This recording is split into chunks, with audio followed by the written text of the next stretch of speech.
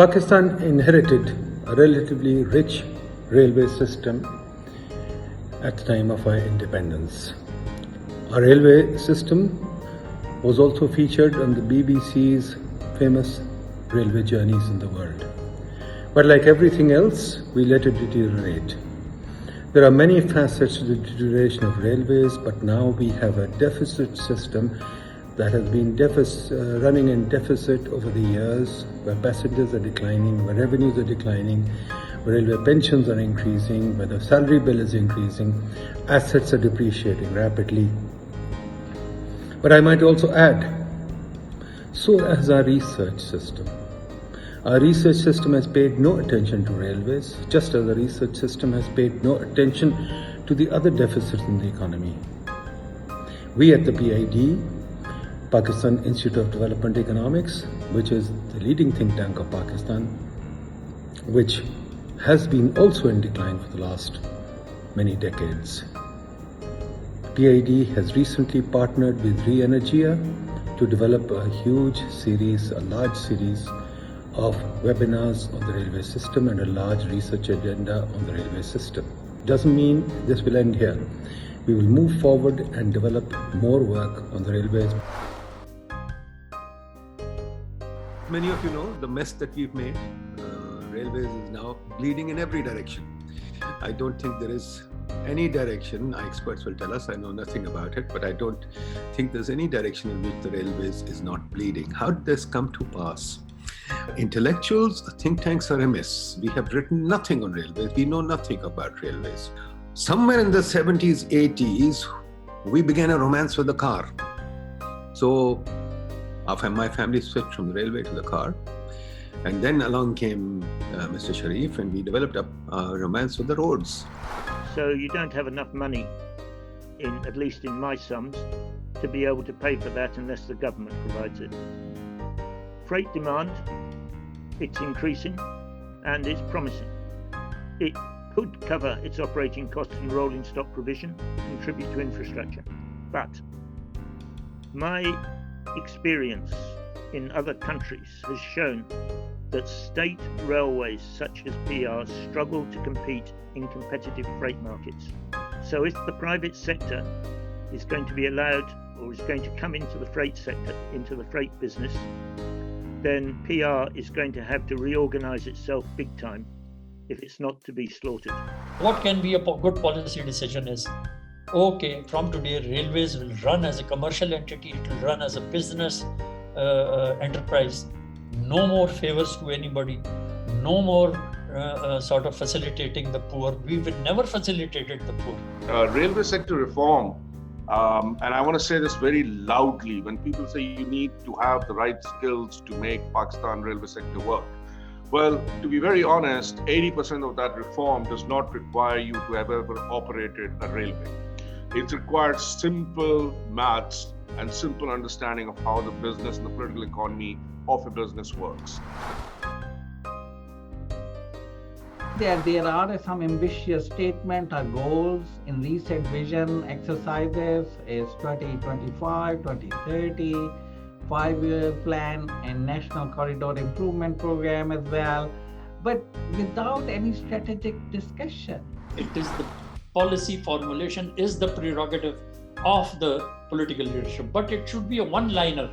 Okay, no welfare activities in the railways. Railways should run as a commercial organization. This railway ने dry port बना दिया, 60 करोड़ रुपया लगा दिया, तो रेलवे के पास लोकोमोटिव होने चाहिए, रेलवे के पास वैगनें होनी चाहिए, ताकि ये रेलवे का पहिया चले. I think the lesson from that is access is just about finding a system by which an operator can run trains over the track of another person. It does not have to be open access. It can be arranged and contracted. It does not need all the paraphernalia that is included in Europe. And, many of the arrangements that are made commercially are quite simple. So there's a whole spectrum of arrangements there that are used around the world. But my preference for Pakistan would to take the When in doubt, take the simple approach. Unfortunately, the Pakistan Railway and Ministry of Railway could not be persuaded to activate the concession contracts they had signed. I'll let Jawed talk about what with that. I don't know why that happened. I mean, private sector was and is willing to invest more than $1 billion. John has said it very correctly. More than $1 billion is there, even today, is there by the private sector to invest in the railway sector. Today, when nobody is ready to invest a single rupee in Pakistan Railways, private sector is still willing to invest millions of dollars in the railways project through this track access policy. It's like 76 is the number of freight train size which can be run and should be run on the corridors of Pakistan Railways. Currently, hardly 90 trains are being run.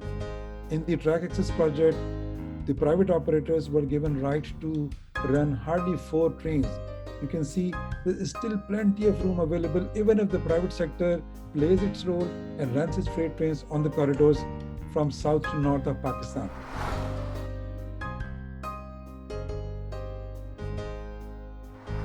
What we can learn from how China did things and how we can apply them in Pakistan. To go beyond a 5-year plan. The first one. So I've been told, and I think that's right. So the MLTTP, the long-term development plan, had a number of features, but one of them was separate tracks for passenger. And this led to the high-speed trains. The GDP growth is related to the railway freight. What we care more about is also how does the system really generate to the employment, the GDPs, and also incomes and social equities, and the new firm formations.